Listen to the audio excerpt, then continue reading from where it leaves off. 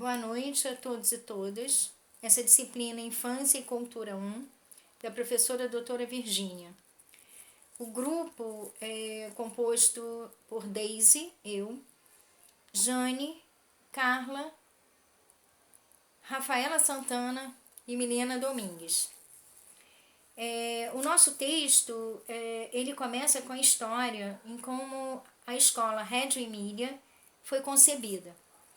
Loris Malaguti, o seu idealizador, pedagogo, ele nasceu em 1920, estudou na Universidade Urbino, instituição de ensino superior existente desde o período renascentista italiano, e posteriormente ele se especializou em psicologia no Centro Nacional de Pesquisa de Roma.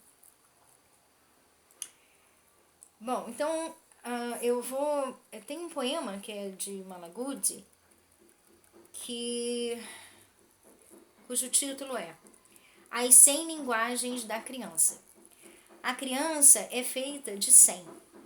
A criança tem 100 mãos, 100 pensamentos, 100 modos de pensar, de jogar e de falar.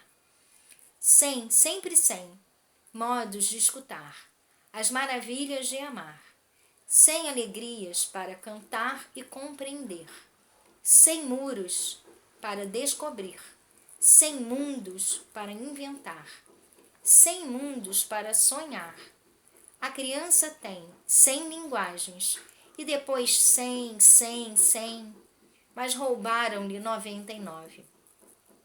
A escola e a cultura lhe separaram a cabeça do corpo. Malaguti, 2016. Então, a escola de Reggio Emilia, ela foi construída por moradores da cidade rural, da cidade do mesmo nome, com terras doadas por um fazendeiro. O período foi no pós-guerra, em 1945, onde só haviam ruínas para todos os lados. Na Itália, né? Então, quando um grupo preocupados com a educação arregaçou as mangas e foram em busca de tijolos e vigas que vieram de casas bombardeadas. Esse processo durou 8 meses, até que a escola acontece. Ela se torna real. Outras escolas foram abertas na periferia, além daquelas da área rural. Algumas não sobreviveram. Na experiência de Malaguti, ele conta que trabalhou por 7 anos em uma escola. Ele decidiu sair, pois havia naquele modo de ensinar uma estupidez e descaso com as crianças, com o tipo de ensino tradicional, aquele em que o professor fala, o aluno diz que aprendeu. Enquanto lecionava, ele aprendia com as crianças, nesse modelo de escola Reggio Emilia. E ele percebia que a língua italiana oficial era muito estranha para aquelas crianças, porque elas traziam a sua ancestralidade, né, o dialeto local. Então ele, entusiasmado, do mesmo modo em que todos ali se encontravam, havia também um medo enorme, porque eles sabiam que estavam rompendo com um padrão tradicional. Veio dessa dificuldade o ensinamento, desse medo enorme veio o ensinamento, de que deveriam aprender com as crianças aquilo que elas estavam, de certo modo, preparadas para receber. E este foi o princípio orientador para que se trabalhasse o bom senso coletivo para a construção de novas ideias e pô-las em prática. Essa foi uma preparação para 1963, quando as escolas foram municipalizadas para a educação infantil. Eram apenas 2 salas amplas de 60 alunos. Nessas 2 salas amplas, elas recebiam 60 alunos. E foi uma mudança que trouxe uma ruptura com a Igreja Católica, que até então monopolizava o ensino infantil. Uma época em que famílias pediam por mais escolas e serviços de assistência social nesse pós-guerra. E aí, também esses pais pediam uma educação com melhor qualidade e livre de tendências à caridade, né, por conta daquelas confessionais. Diferentes do modo em se tratar os pequenos, né, porque essas confessionais, essas escolas de igrejas, né, católicas, elas tratavam os pequenos com um modelo muito próprio, né? Às vezes, de certo modo, fazendo com que aquelas crianças não pudessem pensar nem agir, né, de modo como criança. Então, essa novidade desse modelo escolar, ela chegou a um ponto em que ela foi municipalizada. Ela foi uma experiência de sucesso tão grande que daí, 3 anos depois, apesar dela ter pego fogo, porque daí ela era de madeira, ela era uma única escola, ela pegou fogo. E aí se reuniram de novo em torno do município, né? E daí as conquistas foram avançando, né, em termos de que escola é essa que se quer para os filhos, né? Os professores eram aqueles mesmos que haviam recebido formação pelas escolas administradas pelos pais, né? E muito se observava daquela escola. Eles não poderiam errar, né? Então, eles numa ideia inovadora, né, uma vez por semana, eles iam para a cidade, pela necessidade de dar conhecimento daquelas atividades, né, de Reggio Emília, e era todo o movimento. Eles faziam as malas, preparavam as crianças, as ferramentas, seguiam em caminhão, e o ensino era feito a céu aberto. Na praça, nos parques e jardins, as pessoas passavam e curiosamente perguntavam o que era aquilo, que tipo de escola era aquela, né? Faziam perguntas, né? Só que o calor humano e a reciprocidade no auxílio daqueles pais, na construção desse novo modelo, vamos dizer assim, foram preservadas para com as crianças e esses seus familiares, né? E aí entra o mais importante, que é o reconhecimento da criança como ser sujeito e o despertar da sua curiosidade.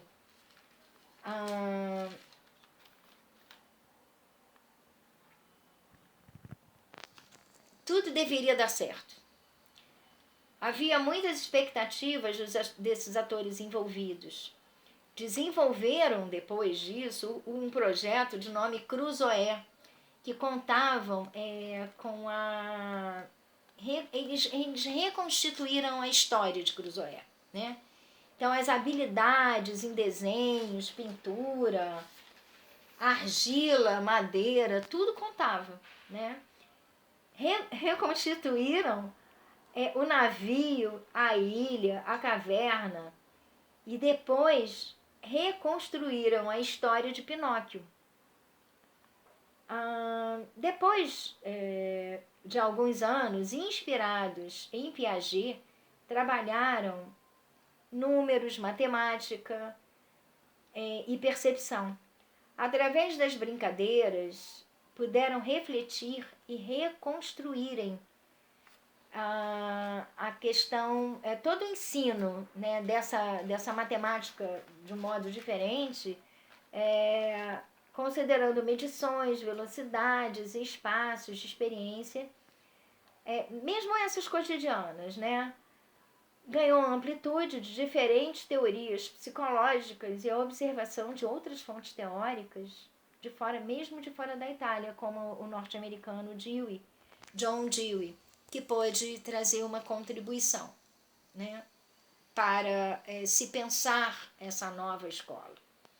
Então, após a Segunda Guerra, houve uma explosão de nascimentos. Isso para explicar da necessidade em se pensar em uma educação, né? Uma vez que não existia mais nada, a guerra havia destruído tudo. Só que houve uma crescente busca, não só pela educação infantil, como para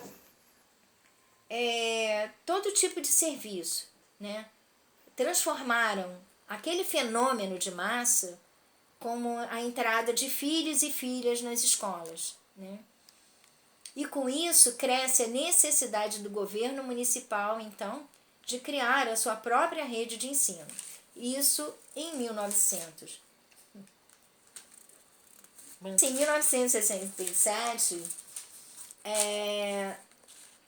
todas as escolas em Reggio Emília passam a ser administradas pela municipalidade.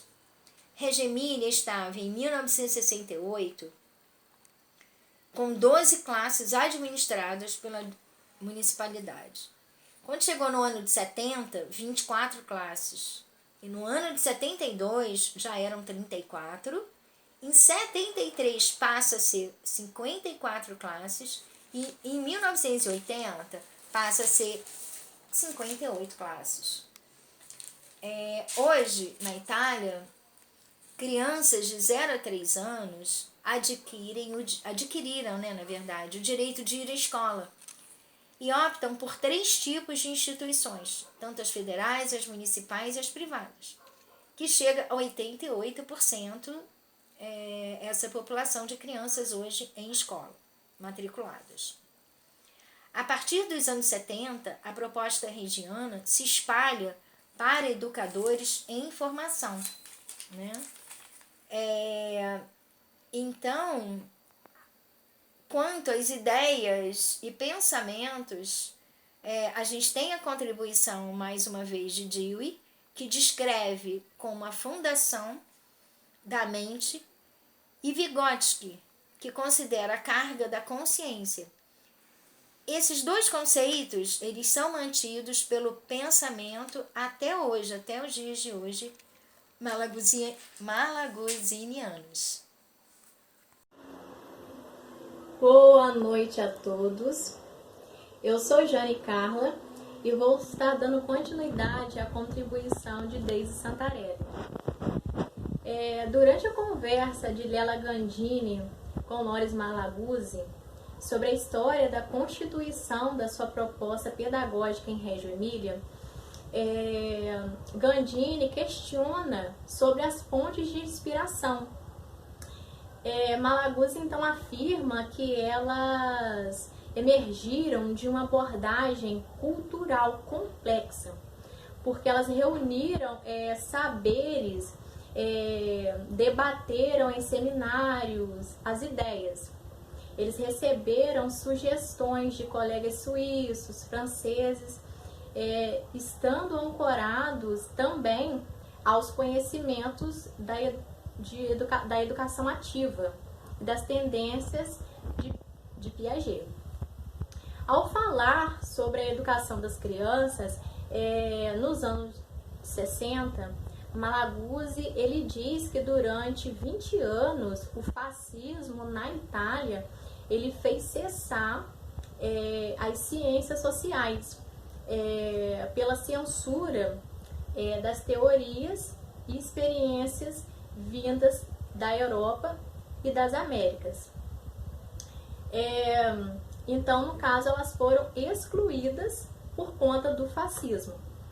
Nos anos 60, uma forma de isolamento, essa forma de isolamento, o fascismo, ela vai desaparecendo e os trabalhos de outros pensadores da educação, elas vão surgindo. Tais como John Dewey, Henri Vallon, Anton Makarenko, Vygotsky, passaram a ser conhecidos. Além disso, eles faziam pesquisas, como mencionado, Piaget, adquirindo saberes e reforçando a crença na educação ativa e na consciência do pluralismo das famílias, das crianças e dos professores. Cada vez se tornava, a família, ela cada vez se tornava mais envolvida no projeto de Reggio Emília. Havia uma tradição italiana baseada em Rosa Agazzi e também em Maria Montessori, que elas eram figuras que se destacaram naquele período. Montessori, primeiro, ela foi elogiada e depois ela foi desconsiderada pelo regime fascista. Depois disso, por quê? Porque a sua abordagem, ela vinha a ser uma abordagem científica pedagógica. Já Rosa Agazzi, ela foi adotada pelo regime fascista, porque as suas contribuições, as suas ideologias, elas estavam mais de acordo com a Igreja Católica Romana, né, que possuía quase um monopólio em que elas ajudavam crianças carentes naquela época. Ao invés de responderem às mudanças culturais e sociais que existiam naquela época. Nos anos 70, eles receberam novas fontes de inspirações de filósofos e psicólogos, como Wilfred Carr, David Hawkins e Serge Moscovici, que trabalharam com a neurociência dinâmica. Essas fontes influenciaram diversas discussões e apropriaram práticas e valores para a educação das crianças. Malaguzzi afirma em sua fala que é possível sim uma escola que seja agradável a todos. A proposta dele trazia a contribuição de que os pais, os professores e as crianças se sentissem confortáveis, se sentissem em casa naquele ambiente ali. A abordagem em Reggio Emília, ela vem propor trocas, sendo que entre os professores que trabalhavam em pares em cada sala de aula, elas serviam para melhor planejar e construir, juntamente também com a família. Esses a gente coloca como sendo um tripé, né? Que vem a ser a família, a escola e as crianças. São 3 componentes centrais. O grande objetivo é firmar uma relação confortável entre eles, para que se possa construir uma educação participativa.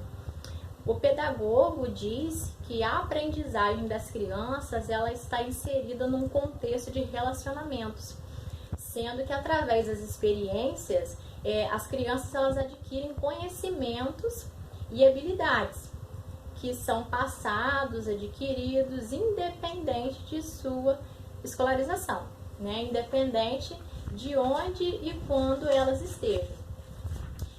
O modelo de abordagem Reggio Emília, ela é de uma escola não tradicional, porque ela se apoia nas trocas sociais, que acontecem através das redes de comunicação.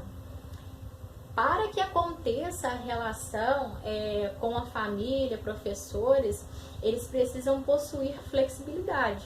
Então, os professores eles precisam ouvir, precisam falar, precisam aprender em conjunto com a família. E assim eles vão estabelecendo uma relação de confiança, né, através das comunicações e das experiências concretas que ali eles conseguem firmar. Malaguzzi também afirma que todos os professores e alunos eles lamentam porque existe uma falta de professores que atendam as crianças pequenas, e nesse caso é a falta de professores homens. Malaguzzi também, ele enfatiza que há anos atrás existia uma lei italiana que proibia que os homens eles realizassem esse trabalho. E então, assim, ele considera como sendo uma lei estúpida, porque, assim, é meio que, né, para ele fora de termo. Então, ele diz que eles passavam por cima dessa repressão, passavam por cima de avisos do Ministério da Educação e reitera ainda que ainda é impossível, é difícil de encontrar professores que atuem nessas faixas etárias, se bem que hoje em dia nós não vemos professores homens na educação infantil, nós vemos muitas mulheres, mas homens não. Então eu finalizo a minha fala dizendo o seguinte: as 100 linguagens, elas não são apenas uma metáfora para se falar das crianças e adultos, dos potenciais criativos e comunicativos, significando mais que isso uma estratégia de construção de conceitos e da consolidação de atos que se expressem para demonstrarem seus desejos pela comunicação entre crianças e adultos, e podem ser usadas de diversas formas da linguagem, que pode ser a linguagem musical, a linguagem verbal, a linguagem escrita e a visual. Muito prazer, eu sou Rafaela Santana Matos. Estou aqui para dar continuidade no trabalho sobre Loris Malaguzzi, no livro As 100 Linguagens da Criança. Bom, Malaguzzi vai criar um projeto educacional na cidade de Reggio Emília, chamado o Ateliê como local de provocação. Bom, o objetivo desse ateliê era de manter os pais sempre informados sobre o que ocorria nas escolas e também mostrar como as crianças pensavam, como as crianças se expressavam e também como as crianças elas se desenvolviam por meio de suas mãos e também por meio da sua inteligência. Na página 24 de seu texto, Malaguzzi vai dizer o seguinte: queríamos que os pais vissem que seus filhos possuíam recursos mais ricos e mais habilidades do que geralmente percebiam. Ou seja, o que Malaguzzi queria dizer com isso? Ele queria dizer que, de muitas das vezes, as crianças possuíam habilidades e capacidades, mas que essas capacidades não eram vistas e nem valorizadas pelos pais, e que o ateliê tinha essa principal função, de mostrar o quão capazes as crianças são. Bom, é importante ressaltar que o ateliê de Malaguzzi não foi qualquer projeto educacional desenvolvido para qualquer criança. Pelo contrário, o ateliê de Malaguzzi foi um projeto educacional de muita importância e também foi um espaço rico em pesquisas, em ferramentas, pessoas com competência profissional e também um local de pesquisas. Esse projeto ele foi tão importante que na página 25 Malaguzzi vai se expressar dizendo o seguinte: ainda assim, se pudéssemos, teríamos ido ainda mais longe, criando um novo tipo de escola. Teríamos construído uma escola feita de espaços onde as mãos das crianças pudessem estar ativas, porque esse sempre foi o seu principal objetivo. Ao longo de sua entrevista com Lela Gandini, Malaguzzi ele vai ser interrogado sobre a infância como tema de muitas publicações. E ele vai dizer que retrata a infância em 2 modos distintos. O primeiro modo, ele vai dizer que retrata a infância como sendo uma infância vazia, impotente e completamente moldada por adultos. E que, por outro lado, seria uma infância como sendo autônoma e capaz de obter o controle de mundo do adulto. Bom, o que Malaguzzi quer dizer com isso? Ele diz que o ambiente influencia na formação das crianças, seja ele um ambiente favorável ou um ambiente desfavorável. E é por isso que ele cria esse projeto. Ele desempenha, através desse projeto, ele desempenha um papel ativo na construção do seu próprio conhecimento, ou melhor, na construção do próprio conhecimento das crianças, onde as crianças elas podem construir o seu próprio conhecimento e também construir a sua própria identidade. E é por isso que o projeto de Malaguzzi foi tão importante. Bom, durante o seu diálogo com Lela Gandini, Malaguzzi vai dar início ao tema sobre aprender e ensinar. E na página 35, ele diz que as condições daquele que ensina não são iguais às condições daquele que aprende. Mas para que haja um ensino recíproco, ele diz o seguinte: coloque-se de lado por um momento e deixe espaço para aprender. Observe cuidadosamente o que as crianças fazem e então, se você entendeu bem, talvez ensine de um modo diferente de antes. É sobre se colocar no lugar da criança e compreender sua infância. Malaguzzi diz que não é necessário interromper a infância para que haja aprendizado. Pelo contrário, ele diz que a melhor maneira de aproximar a criança dos saberes é a partir de seus próprios desejos. E assim eu encerro minha fala e a Milena dará continuidade. Olá, boa tarde. Prazer, eu me chamo Milena Domingos e eu estou aqui para finalizar o trabalho que fala sobre os princípios pedagógicos de Lore Malaguzzi e a teoria regiana que ele utiliza nas escolas de Reggio Emilia na Itália. E eu vou também estar trazendo alguns exemplos dessa teoria aplicada aqui na prática, aqui no Brasil, e finalizar o nosso trabalho. Então, aqui no Brasil a gente vê o MEI em Águas Claras, em Belo Horizonte, Minas Gerais, que foi realizada uma pesquisa qualitativa a fim de se verificar qual a interferência da abordagem regiana no levantamento de registros pedagógicos em seu processo de construção e, através da investigação, compreender qual o seu valor a partir de registros na educação infantil.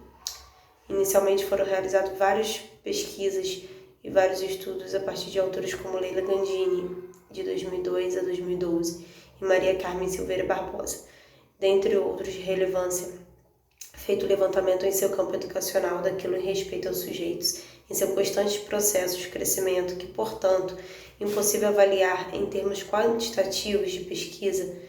Desta forma, tornou-se possível verificar, analisar, contextualizar, reformular e refletir o trabalho desenvolvido com as crianças, pela aplicação de questionários dirigidos a um único grupo de acordo com sua estrutura social. Conforme Prado Miguel, em 2013, disse, na Itália, o sistema educacional público sempre esteve muito ligado à direção da Igreja Católica. E foi se desvincular a partir de 1945, quando um grupo de pessoas decide reconstruir cidade e reestruturando um campo da educação pela qual a colaboração de Lore de Malaguzzi se fez importante. Quando, em 1963, o ensino passa à administração municipal, a história de Reggio Emilia conta com a reação da Igreja contra o modelo educacional regiano.